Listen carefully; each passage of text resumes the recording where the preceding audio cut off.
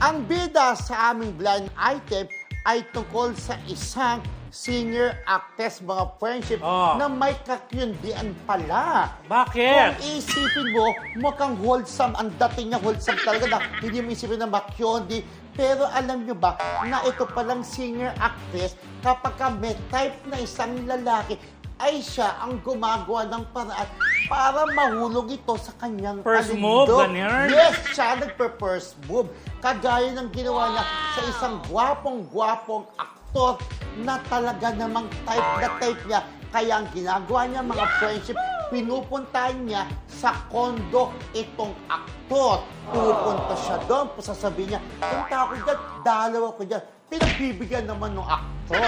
Pero pagdating doon, siya nagpapakita ng motibo kasi syempre lalaki lang itong aktor na to, alam niya nagpapapansin ng motibo at walang kasama itong aktor sa kanyang kondo. Kaya, yun na, may tsorbahang naganap na. What is chorba, Tito? Chorba, ibig sabihin, putting around the boots. Put something over there, di ba? Yung gano'n. Ang gwapo naman kasi talaga nitong actor na to. Gwapo? Gwapong tunay. At macho pa, ang ganda ng katawan. Talaga? Kasi nagkasama sila dati sa isang variety show. So, naging close-closean.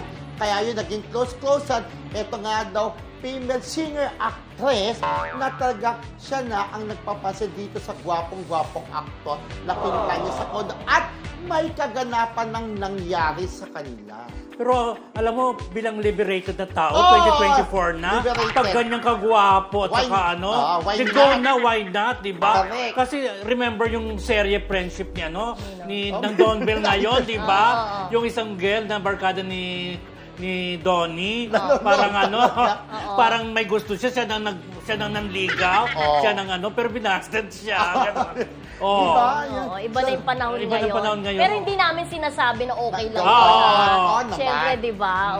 Pero siyempre ako kasi, kung nararamdaman mo, mas mabuting sabihin mo kasi malay mo, gusto rin pala ng di ba? Parang gano'n. Sabi nga, palay nang lumalapit, kaya tinuka. No, actor na gwapo at magandang katawan. Bakit yung facial expression mo? Yung siyempre, tinuka. Ibig sabihin, tinuka. Tapos ito, talaga, nagulat ako nung malaman ko yun. Diba? Totoo ba? Sabi niya. Sabi ng source. Tinanong mo? Correct. Pero Marie, ikaw bilang babae, gagawin mo ba yun na pag-bet mo, pag gwapong-gwapo? Ano opinion mo bilang isang babae? Parang nakakaano naman ang image yun.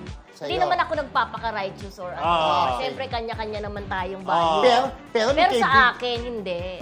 Dapat lalaki pa rin. Oo, lalaki pa rin. Pero may kaibigan din tayong babae, Kasi pag minsan ang babae ang lumalapit sa lalaki, iba nang nagiging impression ng lalaki. Mas madaling easy to get, gano'n. Easy to get tong babaeng to, gano'n. Minsan parang hindi siseryosohin ng lalaki pag gano'n. Ganon ba yun? Meron gano'n. Pero pagka ang babae nagpapansin na, talagang chochorbay na yan. Ay gano'n. Alam mo na nila, type ako nito.